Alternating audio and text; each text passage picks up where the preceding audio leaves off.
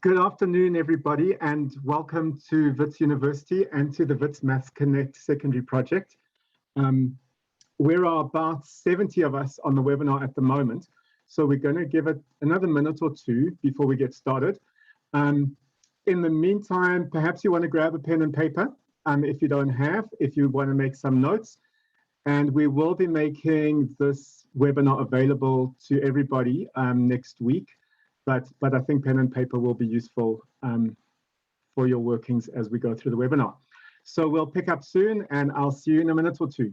Thanks.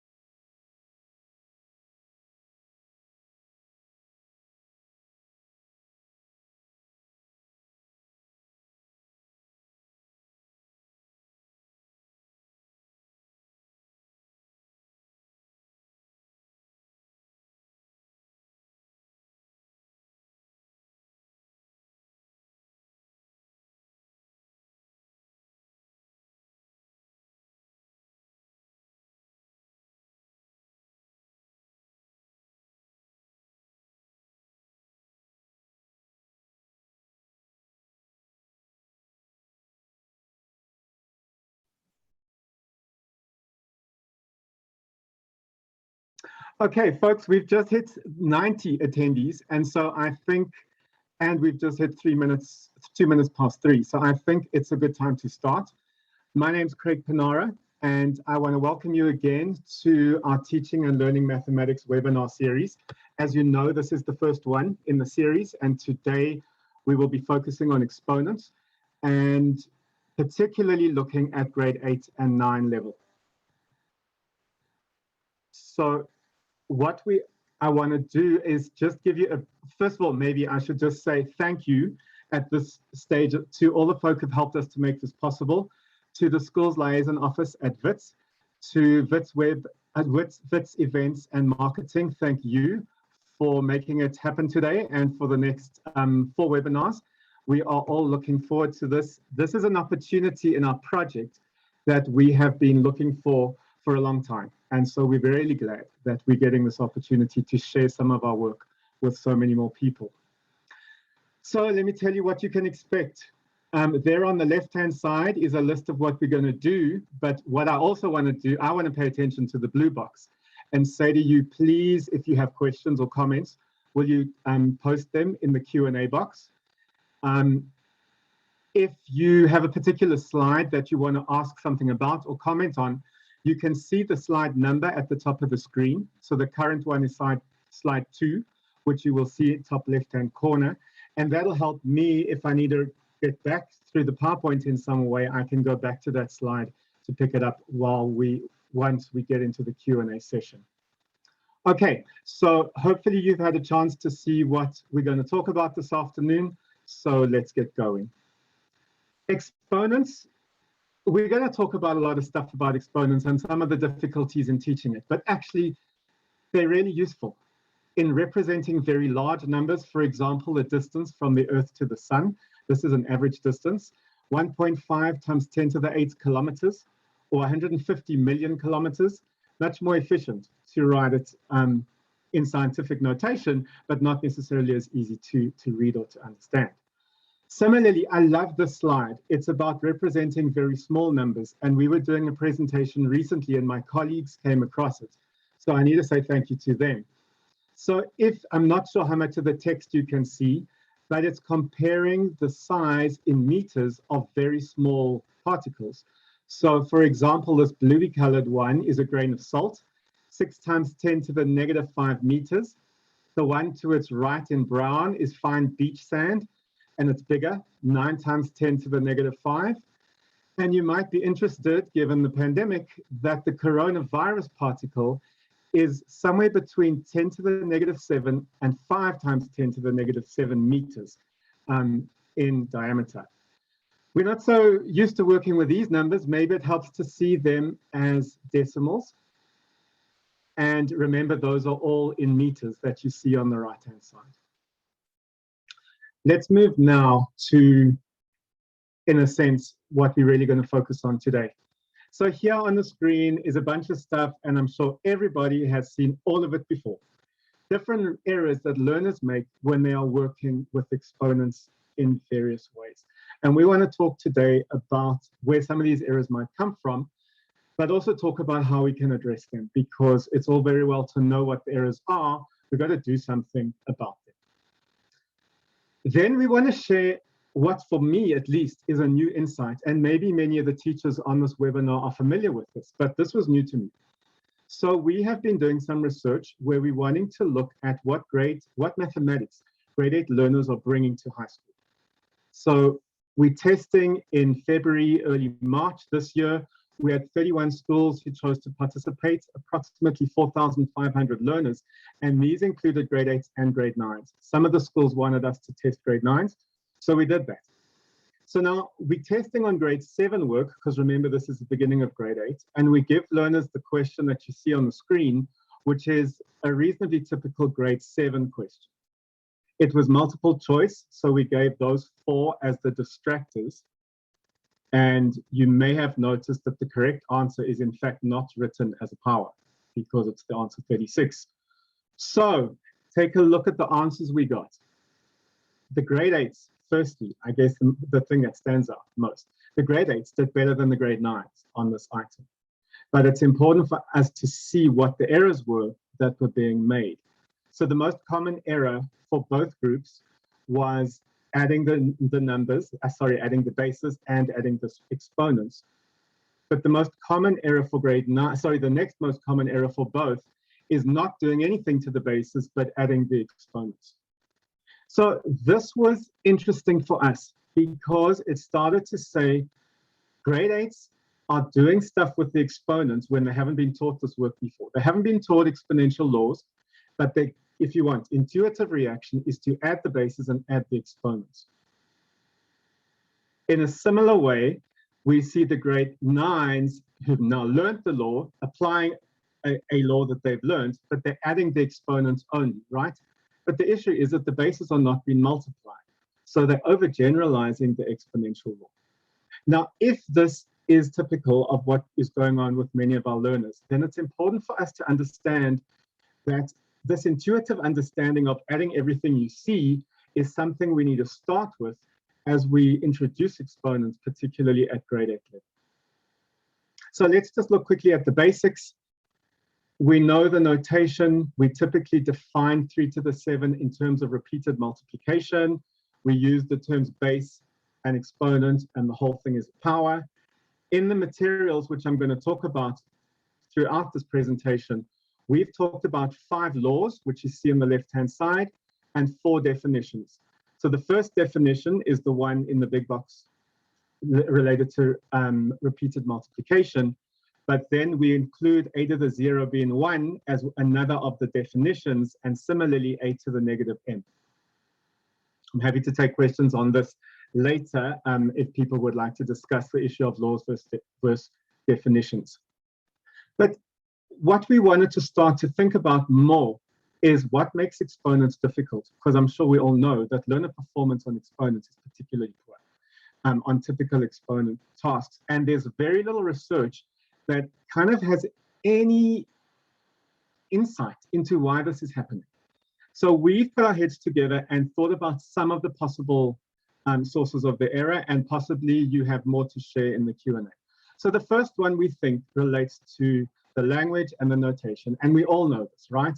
So 3 is the base, 4 is the exponent, the whole thing is the power, and yet we say 3 to the power of 4 rather than 3 to the exponent 4. Now, the reality is we're all going to say 3 to the power of something in our lives, and so we don't think it's necessarily helpful to try to stop saying power and say 3 to the exponent 4 and discourage learners from saying encourage learners to say 3 to the exponent 4 and discourage the power. We're not sure that that's going to be hugely helpful. But we want to talk some more about the definition. And one of the things that Exponent introduces is a big shift in the way we define. And so let's just take a look at the basic definition. So if, for example, we talk about x to the exponent 4, it's x multiplied by x multiplied by x multiplied by another x. Okay, 4 times, repeated multiplication. And that makes sense. We can always expand any power written in this way to do that. But if that's the case, then what does x to the 0 mean? And what about x to the negative 5? It doesn't make sense to say x is multiplied by itself 0 times or negative 5 times. That really doesn't make sense. And so what we have to do is introduce new definitions where we say x to the 0 is defined as 1. And we write it as x to the 0 equals 1. Similarly, x to the power of any negative number can be written as 1 over x to the power of that number. Nothing here about repeated multiplication. And so there's a shift in how the definitions are working. So learners need to replace the idea of repeated multiplication with these formal definitions, which you see in these dark blue boxes. And of course, the definitions, these 2 definitions in particular, come from the laws and link to making the laws consistent.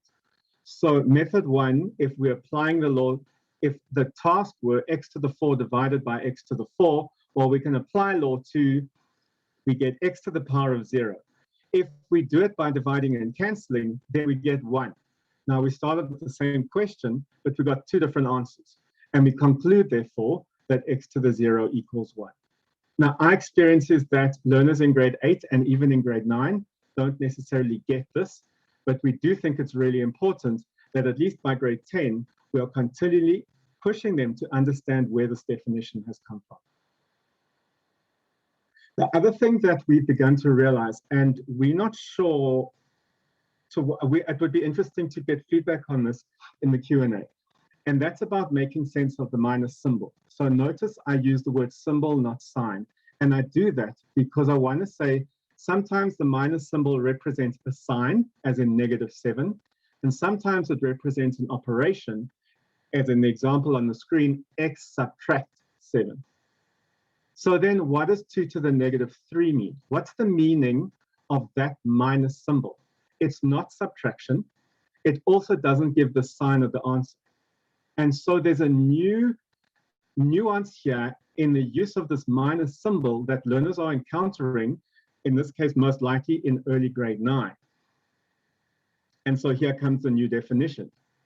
X to the -n is the same as, or defined to be, 1 over x to the positive n, right? Those 2 definitions we talked about.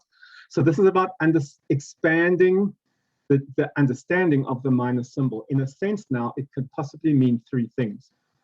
But let's take a look at what happens, because the minus symbol can be seen both as sign and operation when we are working with exponents. So in the example here, we've got m to the power of 5 multiplied by m to the power of -3. Notice how I'm using the language. And that 5 add -3 could be changed to 5 subtract 3. So it was, the minus symbol was a sign, a sign. Now it becomes an operation, and the answer is m squared. Similarly, we can do it by with the next example. And the next example, when we're multiplying, we are saying -2 multiplied by 5. So it's not that the negative in the exponent is not used as a sign and an operation, but from the definition, it doesn't mean either of those. And we think that there's something subtle here that perhaps as teachers we're overlooking in helping learners make sense of exponents. So I want to talk about two more difficulties in applying the laws, and I'm referring to a conversation I had with my son a while back. So the problem is 3 squared multiplied by 3 to the 6. So Andrew says, Dad, is this answer correct? 9 to the 8. So being a good teacher, I don't tell him the answer. I go back to the law. When you multiply powers with the same bases, you add the exponents. So Andrew says, okay, so I'm right. I multiplied the bases and I added the exponents. To which I responded, no, your answer is wrong. The base must stay 3. But you said, says Andrew, when you multiply, and that's what I did. I don't get this, he says. I'm going to ask Kate. Kate is big sister. I tell the story because when you see the literal interpretation of the words and the way we respond, and then you think about how we do them in class, you realize there's a bit of a mismatch. So when we say, when you multiply powers, so Andrew multiplied the bases, we talk about multiplying the powers, but we actually don't ever operate on the bases. And that's not in the wording of our laws. But then I came across this interesting law from Lebel. So Lebel was multiplying 2 cubed by 3 cubed, and of course we know the answer is 6 cubed. So it's Lebel's law, and don't you love this? When you multiply powers with different bases and the same exponents, you actually do multiply them. Really, you do. But you only use one of the exponents. So when you take a cubed multiplied by b cubed, which has the same exponent, you actually do multiply a times b, and then you put them in brackets and you write one of the 3's. But if the bases are the same, does Lebel's law work? I'll leave that to you to think about for a second. So what makes exponents difficult? Well, we talked about briefly about the language, the definitions, the minus symbol, and some difficulties in applying the laws. And of course, there are many other confusions with laws, which I'm sure I don't need to repeat here. But there are 2 other things that we think are serious problems. And the one comes from that box, which has just appeared on the screen, which is an extract from CATS, right? It's the curriculum, and it relates to grade 8. So as you'll see in those red ellipses, exponents comes before algebraic expressions in grade 8. Now, it's not clear to us at all why this happens, and we have requested the National Department to reconsider it. But surely you need to learn about x add 2x and 3x add 2y before you learn about x multiplied by x. I remember Andrew coming home in grade 8 very chuffed that he knew that a cubed times a squared was a to the power of 5. He didn't have a clue what a was. And he would know that, hopefully, if he had an introduction to algebra before he started working with algebraic expressions and working with their exponents. So we really do think that where it's possible, that this order in the curriculum needs to be changed. Now, in many schools, teachers may have the liberty to do that, but there are more schools where they don't have the liberty to do that. They are required to stick to the curriculum order that's enforced by the teaching plan, certainly in Gauteng, and I think it's pretty much the same throughout the country. And that for us is potentially one of the problems. Another is time pressure. We all know how full the curricula are in grade 8 and grade 9, and of course COVID has just exacerbated the problem. So we have to rush to teach the laws without giving learners opportunity to discover them and to do that by expanding. And we really do think that if we could take it slower, we would be able to give learners more of a chance to grasp the law and, in a sense, to recognize and invent the law for themselves before they learn the laws and then apply them, and as we've seen, overgeneralize. So what I would like to do now is introduce some ideas that we have to address these errors and to talk in language that I really do hope is going to be useful for teachers to think about in the classrooms. So the first 2 ideas we have are decompression and re-representation. And these are ideas in progress in our project. So decompression is about revealing the structure of the exponent through expansion. So typically t squared multiplied by t squared can be written as repeated multiplication. And 20 squared might be written as 2 multiplied by 2 multiplied by 2 and 2 multiplied by 5 multiplied by 5.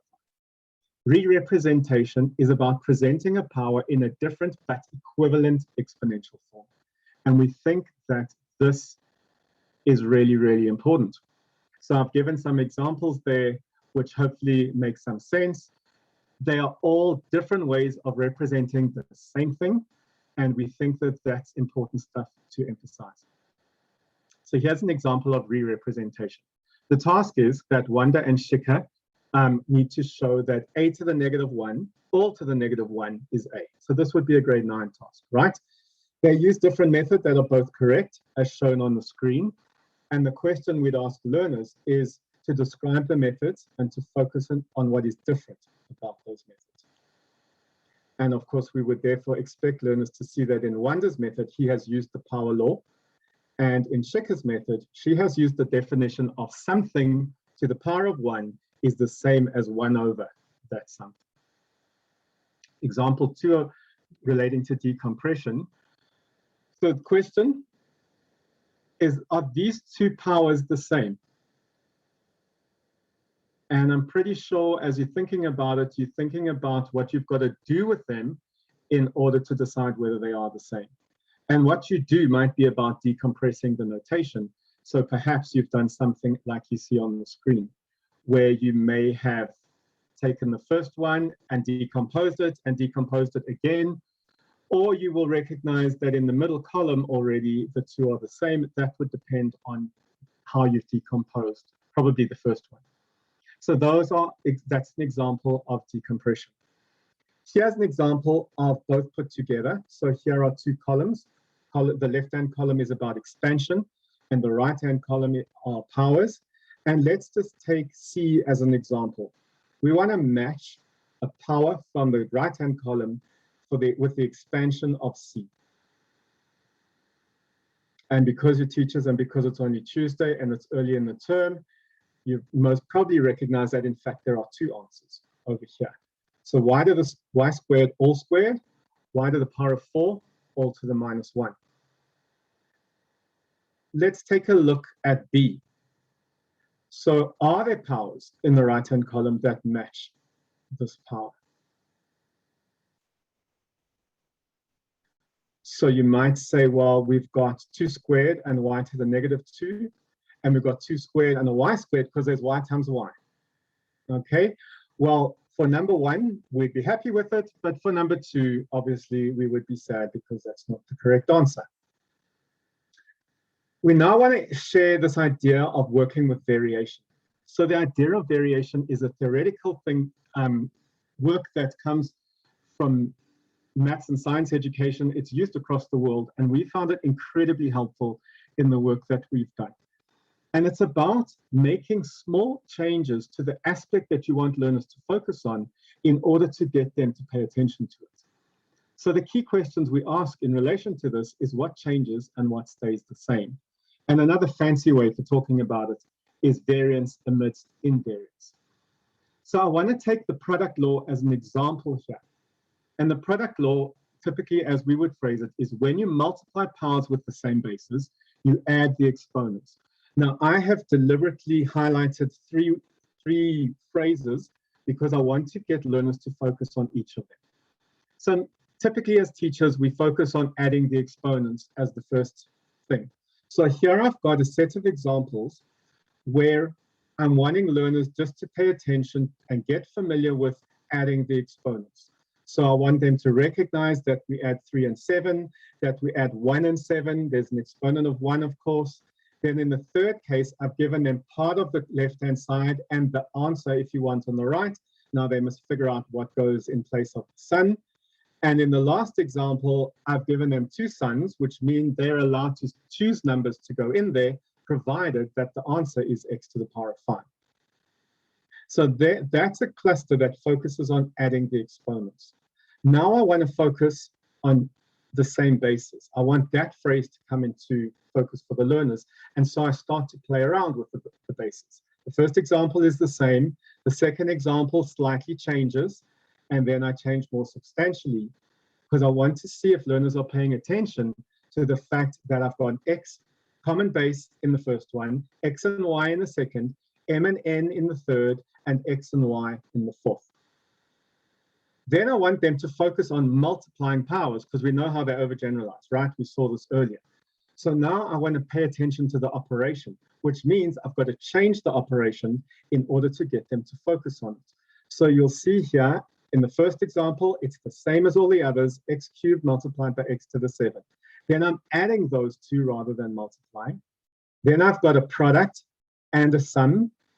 And then I got really cheeky in the last one and asked if x to the something plus x to the something equals x to the 5, well, what must be those somethings?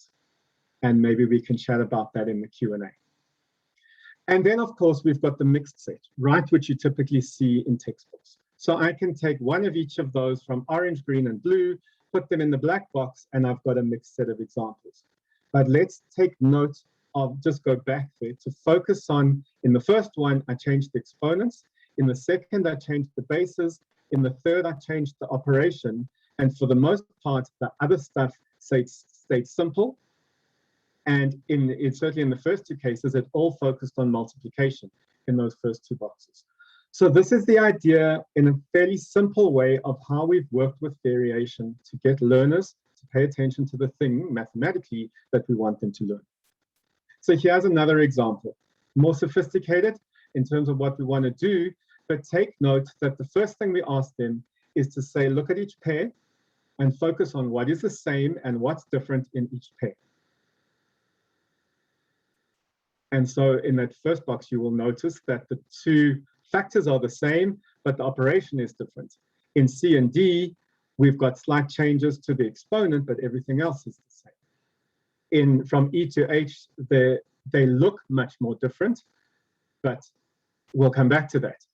In the blue box, we've got variation going on here where you see that the numerator is the same through all four examples, but the denominator changes, and it changes very systematically. And we're asking learners to say, what's the same, what's different, now expand and cancel, what are you going to see, hoping that they are going to be able to make sense of the second law where they're going to be subtracting exponents. So there you see variance amidst invariance. We're not changing everything at once. But you may have noticed from E to H that there's re-representation going on there. Because in fact, if you work through and simplify those examples, you get something similar coming out. I want to just give some more examples from our materials so that you get a sense of the range of materials which we've developed. We have nearly 40 worksheets, I think, and some of you may have had you using them, you may have seen them. I hope that after this webinar, you'll be encouraged to download them and use them. In the example that you see on the screen here, we've really pushed learners to play with the representation and to be forced to think very carefully about what goes into each box. And that's because we've manipulated them very carefully. In the second table that you see, we're wanting learners to group the expressions that give the same answer. So in this case, instead of working individually, they've got to work with more than one at a time. Now, obviously, the top row is all about 4s and some stuff. The bottom row is all about m's. But if you look really carefully, you'll see that there is a connection between the top row and the bottom row in one of those boxes.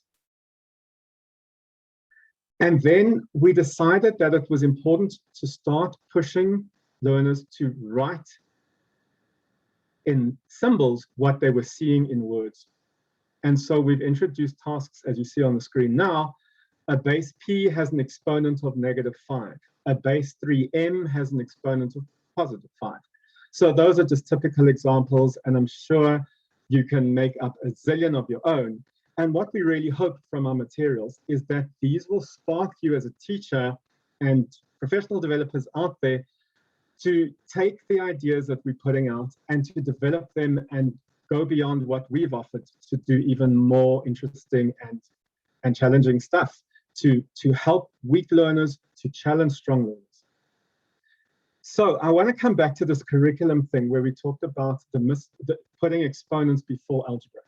So the example that we have here is deliberately including a product and a sum. So we want learners to choose the correct answer for this example, and it's multiple choice answer in this case. And so we put in the examples that we think are typically the kinds of errors that they're going to make, right? multiplying 2 by 3 and adding the whole lot together, just adding 2 and 3, and then adding the 6, so you get x to the power 11. We've got some x's and some more x's. That gives us 2, and then x to the 11 if we put it all together. So that's the beginning of the question. Then the question goes into connecting with number, where we ask learners to substitute the value of 2 and to work it out, to see which of those gives them the right answer. Now, of course, you need a calculator pretty soon with this stuff, but we think it's important for learners to remember that exponents is always applicable to numbers, and so using numbers to substitute is something that is useful. But of course, they need calculators because the numbers get so big so quickly. We then ask them to choose one of those incorrect answers and to say why their answer is wrong. And this is stuff you'll see in our materials all the time, because we're pushing learners to explain, to articulate their thinking, because when they do that, we hope it gives us a chance to understand where they're getting stuff wrong. So we would argue that you must include addition and subtraction, like and unlike terms when working with exponents. If all we do is work with multiplication and division, then learners never get to see where the laws don't apply. And so you can rest assured, as we all know, that when you get into exponents, they apply the laws to everything that's got in front. And so in grade 9, we see learners making errors that the grade 8s don't make, because they're now trying to put all this stuff together. We think this will start to help to counteract the problem of algebra coming after exponents. But as I said earlier, if you can introduce algebra before exponents, we think that will make a difference. Here's another example, or another set of items where we deliberately address learners' errors directly. We tackle them head on. So we're saying, explain why this is not the same as that, depending on what the this and the that are, okay? In these cases, we put up typical errors that learners make and ask them to look at them and to address them and to try to explain what's wrong with them.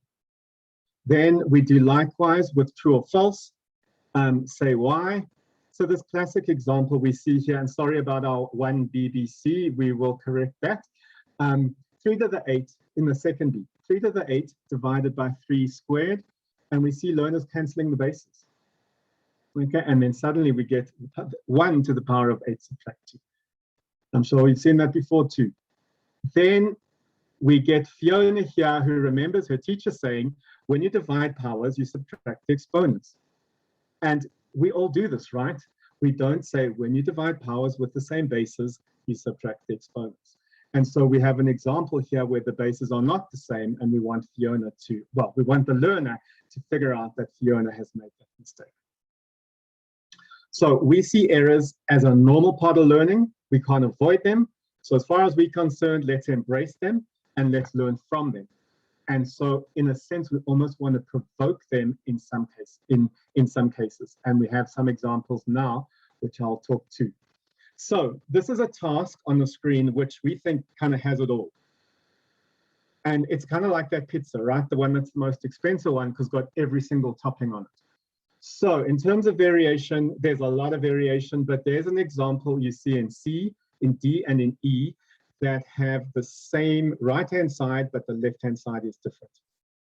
Then in terms of decompression, just take example A, where we have got an expansion on the left and the most, I suppose, efficient version on the right. And then if we look back at C, D, and E, we see re-representation of negative 12t to the negative 4. So there's a bunch of stuff. But there's one more thing that I want to mention. And that's in B. Because there are so many missing boxes, there's an opportunity there for writing different stuff in the boxes and also for writing them in different places. So you could put 1 in one of those boxes, in which case you wouldn't get 1 over t times 1 over t times 1 over t. So the classic answer is going to be half multiplied by 24 multiplied by 1 over t, 1 over t, 1 over t, 1 over t, right? But you could ask learners for, can you give me another one? So we could have 1 over t to the negative, we could have t to the negative 3 in one of those boxes. We could have a 48 in one of those boxes. We can play around with it.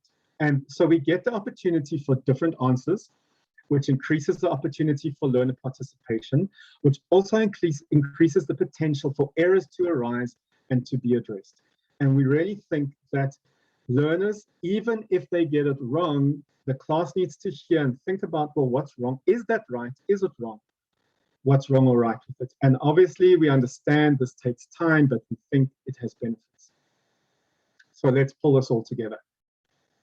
Exponents is difficult to learn and it's difficult to teach. So we accept that. And because it's difficult to learn, it therefore is difficult to teach.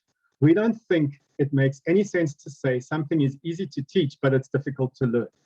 Then there's a disconnect between how we're teaching and who we're teaching and what they learn. So we want to suggest that in the tasks you give your learners, you try to include decompression, re-representation, the use of variation, as we've illustrated here. Also paying explicit attention to learners' errors, letting them generate examples where you have stuff like box times box times box equals negative 24t, and expecting learners to justify their answers and linking to other aspects of algebraic simplification. And of course, as I've said a few times, introduce algebra before teaching exponents in grade 8 and possibly grade 9 if you can.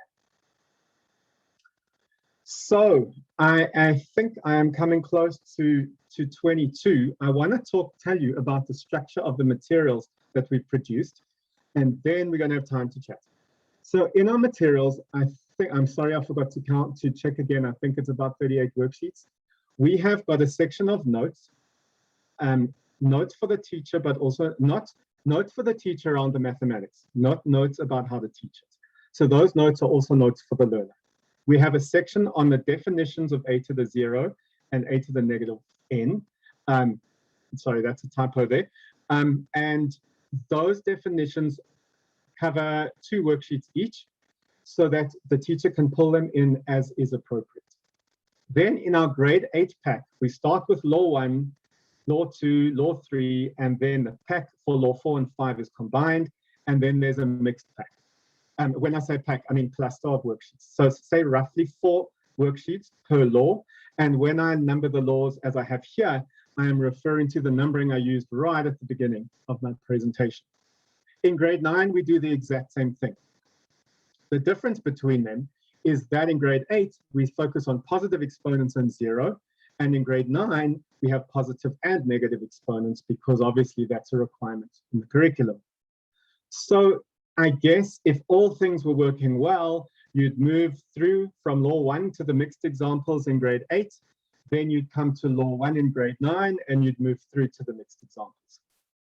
Unfortunately, increasingly we see that learners in grade 9 are not on top of that grade 8 work.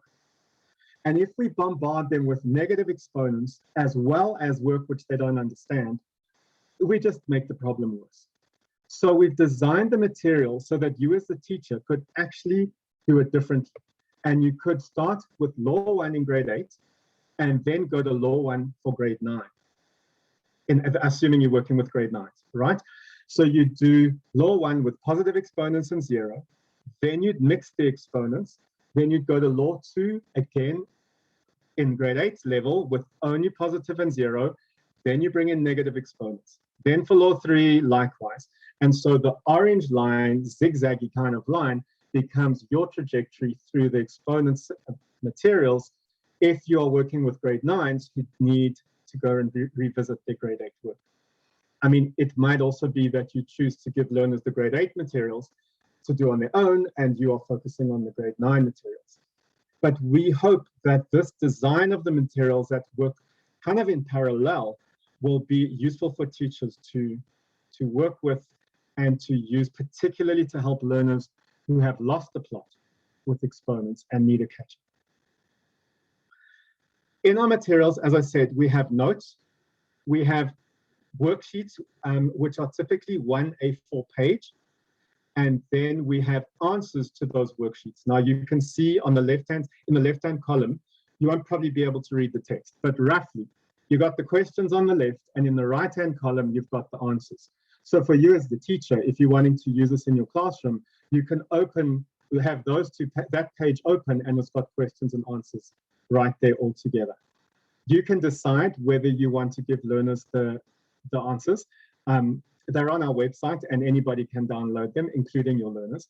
So bear that in mind. We don't advertise it necessarily to learners, but they can get them, and we are happy with that. We want them to get the stuff correct. So where do you find our materials? Well, there's the website, Wits Maths Connect secondary.co.za. And if you click on resources, it'll take you there. So that's what the cover of the pack looks like. It's a PDF file. They're all in there. You download the file, you print it out, or you use it as a PDF, and it's available for you. And we would love to get feedback on our materials. So if you, and of course it's free, right? Just to be clear. So if you've got feedback from us, if you pick up some errors, please send us an email. We would love to be able to fix it.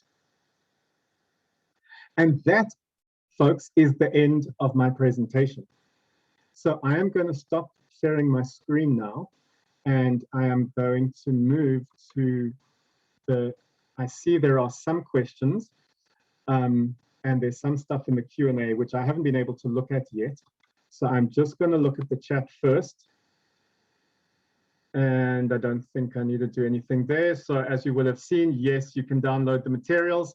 The PowerPoint will be available, and the actual webinar will be available as well. Yvonne, do you want to make some suggestions for me in terms of dealing with the Q&A, or Shika? Craig, there are 2 people who put in Q&A. The one person I think has got 4 questions/comments, so maybe you can deal with those. Okay, thank you. I've got them open. So, okay, the question about differentiating laws from definitions is a really important one, and I'm going to come back to it. So I want to actually, no, sorry, there's that. And then there's a question about decompression. So I'm going to talk to the decompression one first, and I am going to share my screen again.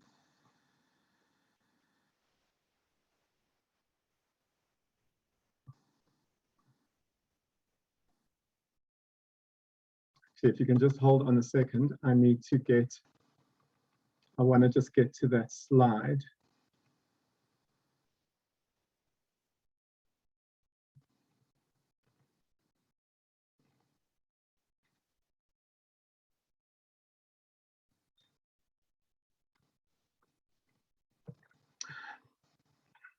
Okay, my apologies. I need to unshare this to get to the right slide, so apologies.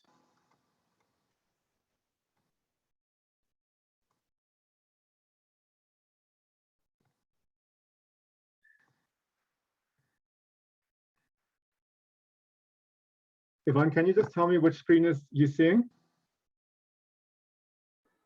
It's decompression and rerepresentation, Craig, slide 13. Okay, just that slide. Yes. Okay, great. Thanks, Shika. Okay, so decompression is really about expansion. And I guess in the context of exponents, we would talk about just expanding it and writing it down in terms of its factors, which is a word we seldom use, I think, when we're talking about exponents. So it's really about saying we might have a complex exponent, and we are, or power rather, and we are now writing it out in its factors. We may not take it to the most simple level, but it's definitely about expanding. So I think in the context of exponents, to use the word expand may be fine. We want to use this word decompression in other contexts as well. And so next week, we're going to be talking about this, and in some of our other webinars, in both these words, we will be using in other ways.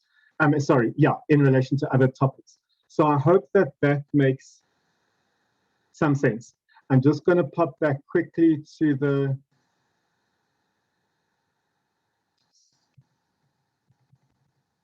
don't you hate this when presenters go like this through the PowerPoint? My apologies. So what's the difference between a definition and a law?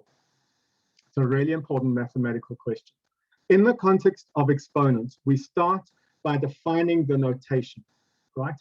So in this case, 3 to the power of 7, 3 with exponent 7, is defined in relation to repeated multiplication. So 3 multiplied by itself 7 times.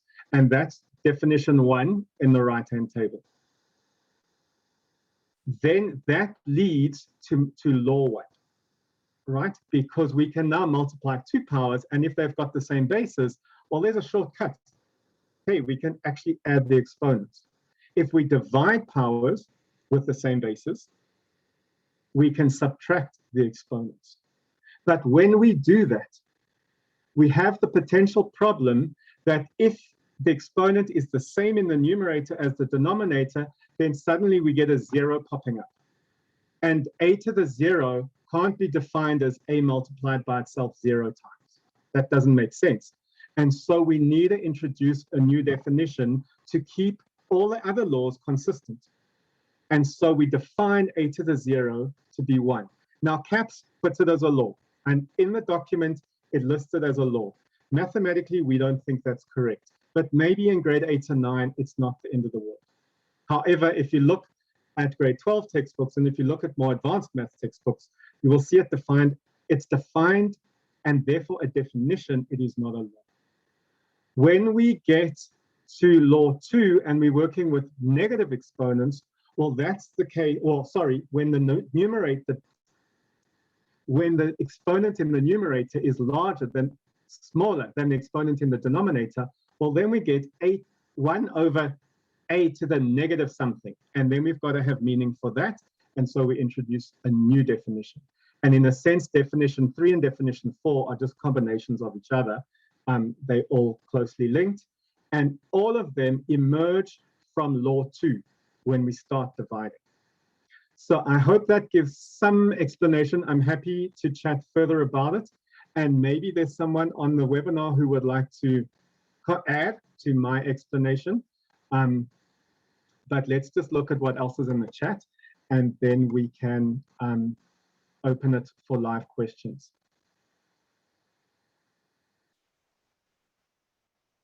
Okay, someone asked about a question on slide 18, the third box, but the last question on that box.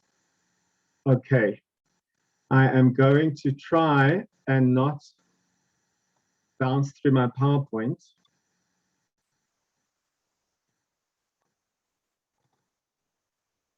I don't have any option, I don't think. Sorry, I'm just going to do it.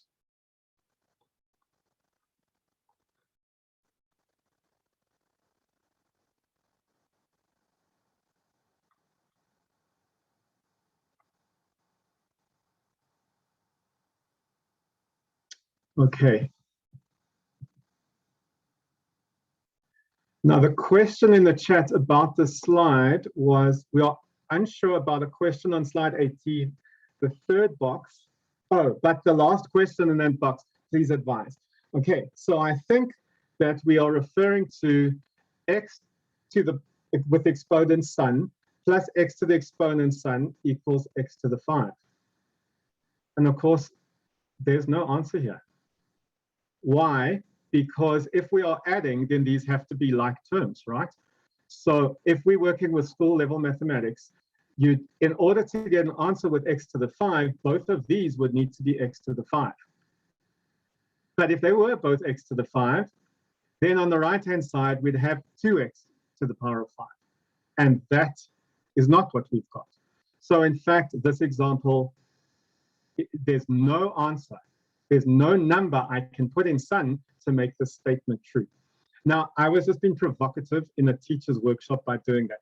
I don't know that I would give it to learners, but there may be folks in the webinar who think that's exactly what I want to give to my top learners, because I want to see whether they are paying attention to like terms, unlike terms, and the exponential laws all at once.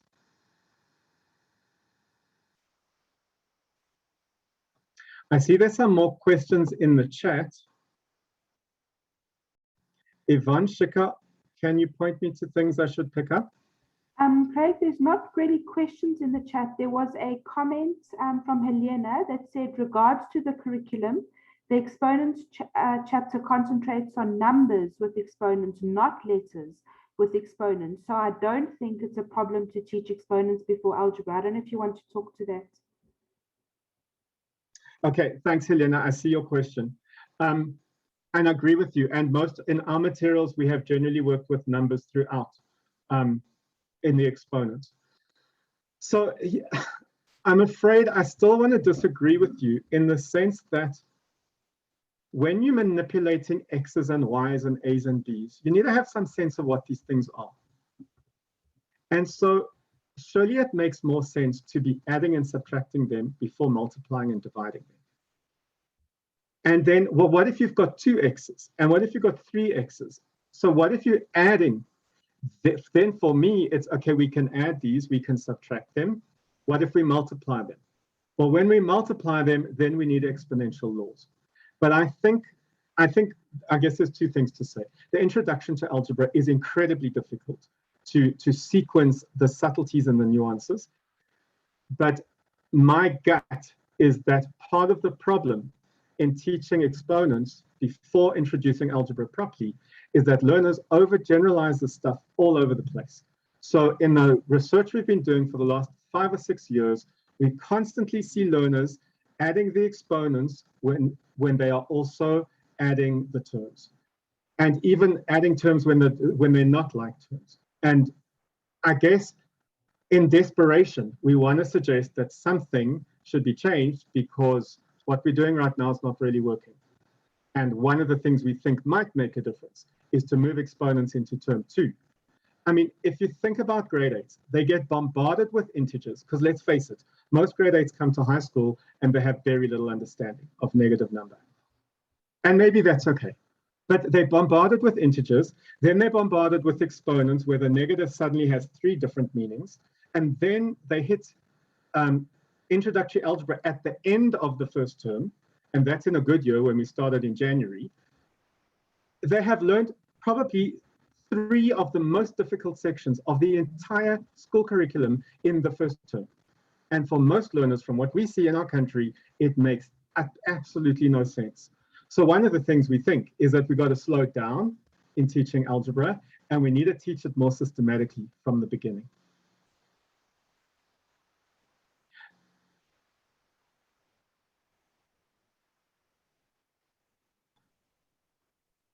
Okay, I'm seeing Haley's question. Would you introduce algebra using variables with exponents?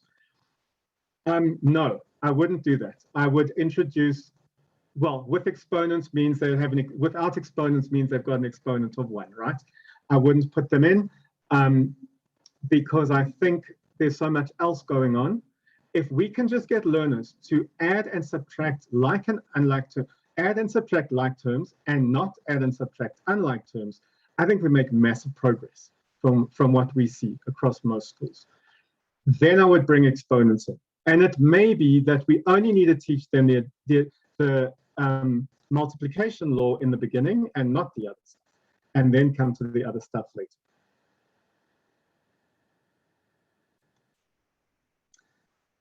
I want to suggest, colleagues, that we open up for live questions. Veshri, are you okay with that? Yes. So can I say to all participants, and we're like 110, hey, that's great. Thank you for being here. If you have a live question that you want to ask, this is how we have to do it. You have to put up your hand, not literally, right? You have to put up your Zoom hand. And I'm hoping that you know where to find that. When I see your hand, I will mention your name. We will then unmute you. Then you can ask your question, and then I will attempt to respond. So I'm afraid it's a little bit mechanical, but that's the only way we can do it. Okay, so if you have a question and you want to raise your hand, please do so. I will mention your name, we'll unmute you, and then you're free to ask your question. Who would like to be first?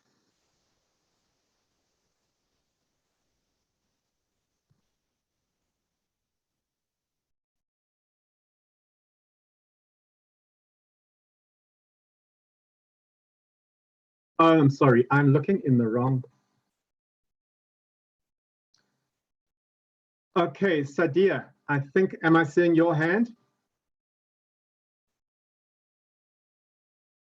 Yes. Thanks, Sadia. Will you ask your question? And after you, we'll take Brian.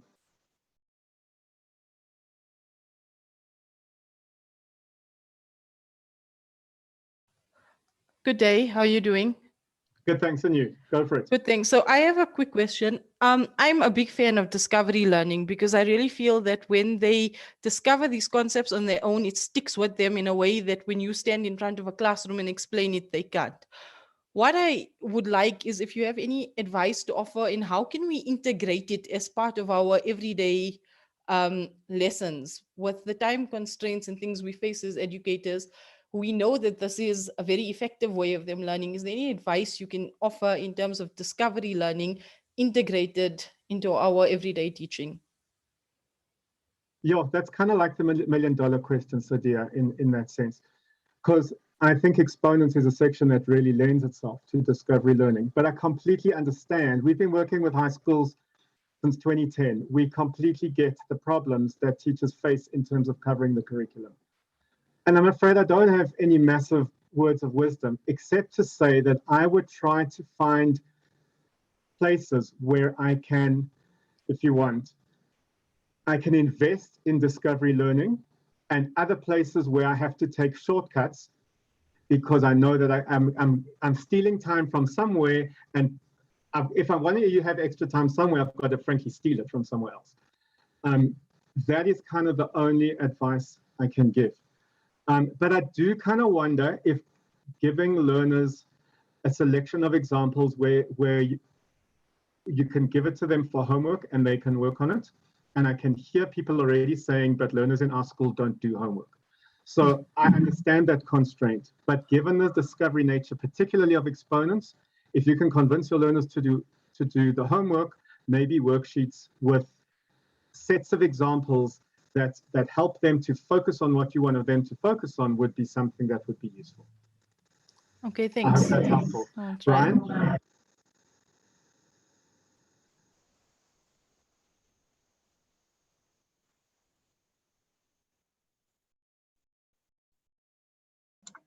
Yes, Brian, yes, I'm here.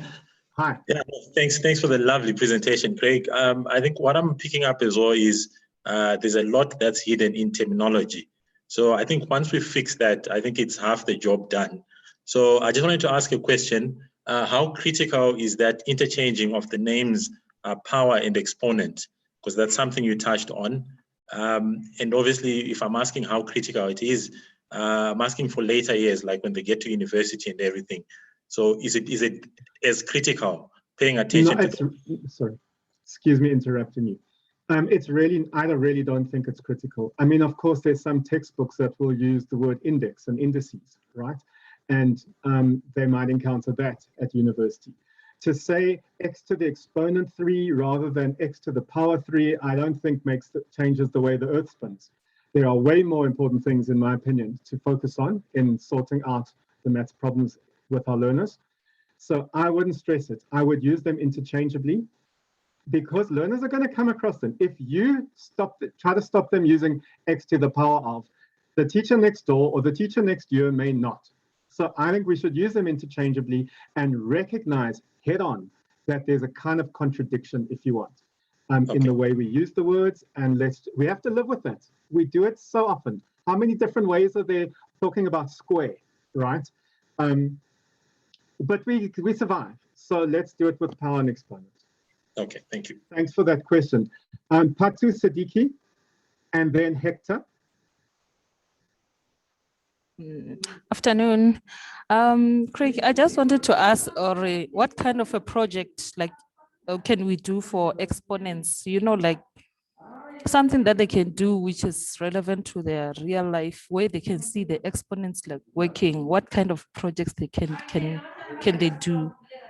Maybe to. I think, well, I would, I think we all have different definitions of projects. That's one of the things that I've learned in working with teachers recently. And so I guess if it's about exponents, then I would advise to get into exponential growth rather than exponential laws.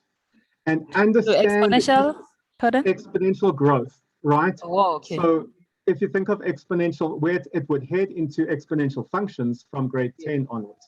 But even at grade 8 to 9 level, understanding how bacteria grows, understanding compound interest, because that's exponential growth. If learners can see how fast pyramid schemes, okay? Those kinds of things, the damages they do, the impossibility of them, but the power of compound growth, if they can see that, then for me, that's a useful project. I'm not sure I would use exponential laws as something that's the project, unless you want them to discover the laws. But the bottom line is if they go to the internet, they're going to find them anyway. And if they go to their textbook, they're going to find them. And that kind of like doesn't really push them if you're wanting it to connect to their lives. You know, I was thinking along the lines of, you know, your COVID-19 like numbers increasing and all that. Yeah, already, absolutely, like, absolutely. Possible If you look in our materials in the notes pages, which I think there are about 10 pages of notes, we've got one very small example of growth, of exponential growth, on probably in the first 5 pages. Yes. So that might give you some idea. It's not anything, you know, extraordinary, but that might give you some idea. Yeah, but I think maybe you can work from that one. Yeah. Yeah. Thank Great. you so much. Hector.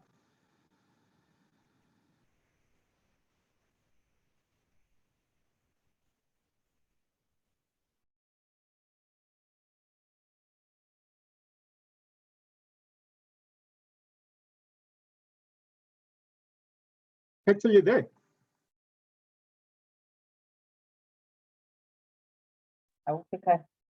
Hello? Hector, is that you? Yes, I was asking, though power is not an issue, what would be the power for x cubed y squared? Okay, I have to write this down to think about it. What is the power of x cubed y squared? Yes. Just to say a little bit more about what you mean. No, I was trying to come to the issue of terminology, the index, exponent versus power, though I know that power is not the important thing to emphasize, but what would be the power of that expression, x cubed y squared? Okay, I think you stumped me, Hector. I'm wondering if one of my colleagues want to answer. I'm thinking that is the power, right? But when you've got more than one variable, you also need to talk about in relation to a particular variable. So you could, if you imagine in your head x cubed y squared, then you could say that x cubed is the coefficient of y squared. Are you with me? But what is the power of that expression? So if x cubed, power meaning, are you talking about the exponent? Yes. Okay, then you have to talk about the power in x, in which case the power is 3, if I'm understanding your question correctly. Or in y, the power is 2, or the exponent is 2. You can't talk about the power, the exponent, when they're different of a product like that. You'd have to distinguish whether you're talking about x or whether you're talking about y. But if you had x plus y all to the exponent, let's say 5, if you expand that thing, it will always come to something whereby the exponents add up to 5, which to me might talk to a power. You're stumping me. I'll have to find out and get back to you. Okay, thanks, man. Okay. Will you send me an email so that I can respond to you? Okay, thanks. Thanks, Hector.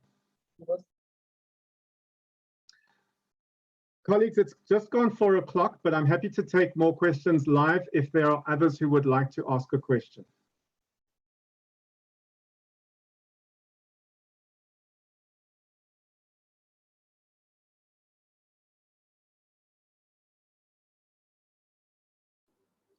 Craig, there is a question in the Q&A. Would you like to take that? Okay, learners, remember, I'm hoping, are you meaning the last question? Yes, it's by Sadia. Okay. I think this is the same question that Sadia asked earlier. Am I right?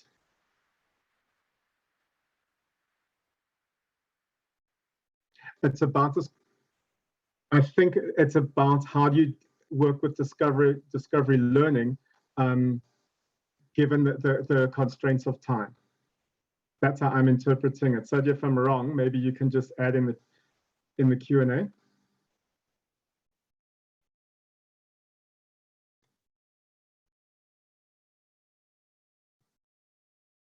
But dear, I'm only seeing your comment now about degree of the expression. Thank you for that.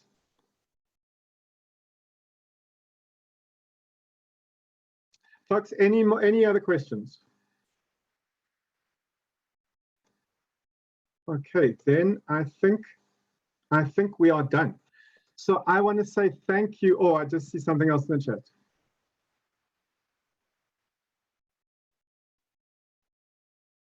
No, okay. I want to say thank you for joining us this afternoon. We look forward to seeing you on the 17th of August at 3 o'clock, where we'll be focusing on products and factors.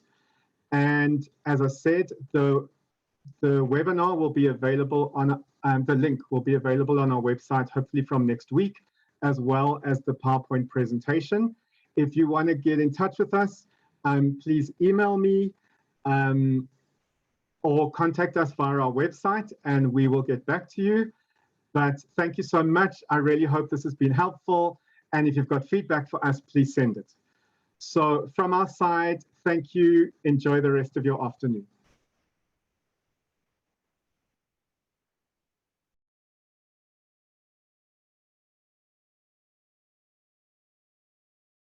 Thank you. Bye.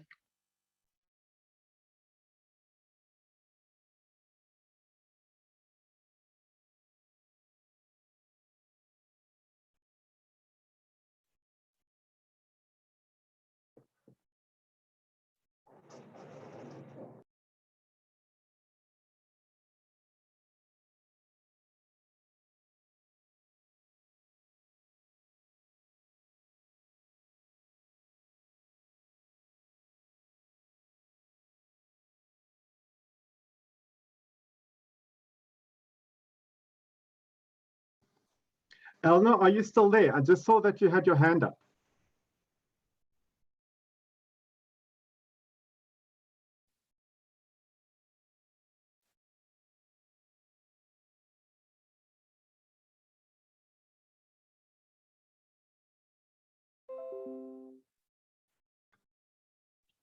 Elna has left.